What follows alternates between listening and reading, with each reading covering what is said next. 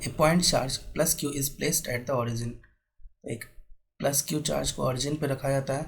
A second point charge plus 9q is placed at D0 in Cartesian coordinate system. मतलब देखो इसका x और x part d है और y और z तो 0 है, तो इसका मतलब x एक्सिस पर d डिस्टेंस पर रखा गया है, d कोऑर्डिनेट पर रखा गया है। The point in between them where the electric field वैनिसेस।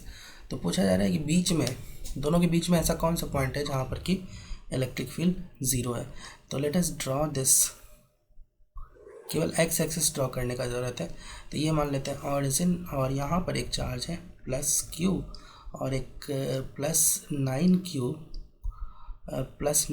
को रखा गया है यहाँ पर d डिस्टेंस पर। अब पूछा जा रहा है इन दोनों के बीच में ऐसा पॉइंट बताओ कि जहाँ पर इलेक्ट्रिक फील्ड विल बी 0। तो देखो अगर कोई पॉइंट लेते हो बीच में यहाँ पर, ठीक है, तो प्लस क्यू के कारण जो फील्ड होगा वो कुछ इधर होगा E due to plus Q.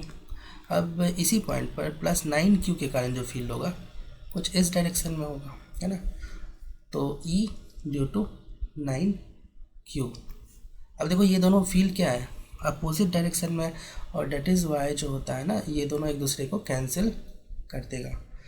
देखो प्लस क्यू के कारण मैंने अवे लिया, है ना, और उसी तरह से प्लस 9q के कारण भी मैंने अवे लिया। तो प्लस चार्ज के कारण जो इलेक्ट्रिक फील्ड होता है ना, जैसे मान लो कि कोई प्लस चार्ज है तो उसके कारण इस पॉइंट पर इलेक्ट्रिक फील्ड प्लस से अवे होगा। उसी तरह से दूसरा भी क्या है ना, तुम्हारा प्लस 9q जो ये भी पॉजिटिव है, तो इसके कारण जो है ना, इसके कारण इस पी पॉइंट पर जो इलेक्ट्रिक फील्ड होगा वो अवे होगा इससे खुद से। तो अब देखो ये दोनों एक दूसरे को यहाँ पर कैंसिल कर देंगे।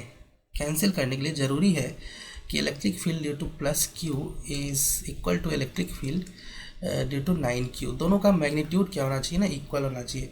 तो मान लो कि ये पॉइंट यहाँ से x1 डिस्टेंस पे है और यहाँ से मान लो x2 डिस्टेंस पे है।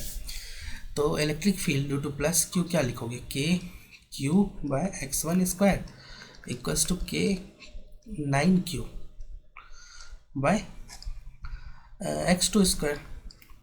तो यहाँ से देखो K और Q कैंसिल हो गया, K और Q कैंसिल हो गया, और तुमको मिल जाएगा x2 square equals to 9x1 square.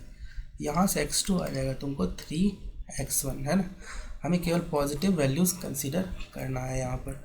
तो देखो दूसरा रिलेशन है x1 plus x2 equals to कितना है तुम्हारे पास d, इसमें रखो 3x1 को रख दो यहाँ पे।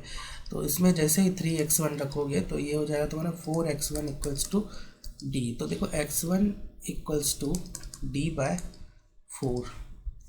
तो third option will be the correct option, d by 4।